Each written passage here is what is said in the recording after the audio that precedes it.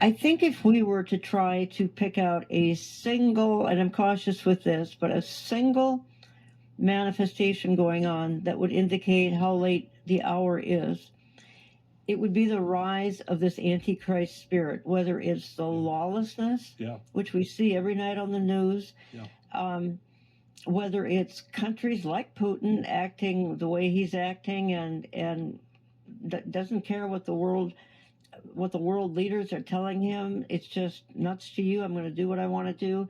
It's or in Washington, if that isn't utter lawlessness going on in Washington D.C.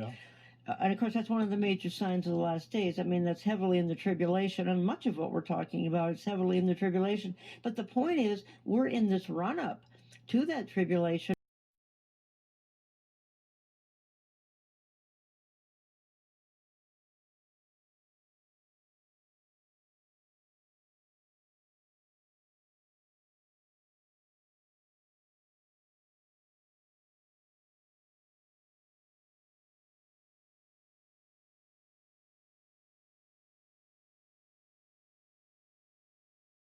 I want to direct your attention to November 13th, 2022. Towards the middle of this 12-day climate change conference that I just mentioned, there is a global event that has never happened before and will never happen again that's going to take place on this day that I believe has extreme major implications for the setup for the 7-year tribulation.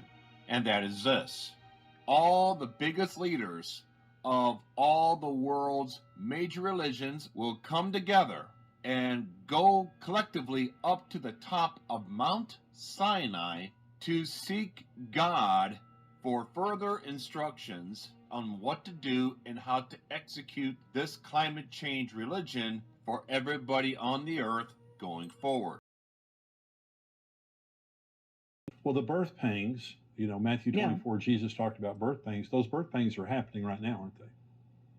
Yeah, they're going to explode in the tribulation, but there's always, again, we're one of the most frequent things I keep saying is we're trending towards the tribulation. Yeah. So when we see the catastrophes, and believe me, they're heartbreaking. I mean, it's hard to watch them as we see parts of the world, the hurricanes, the floods, the fires, you name it.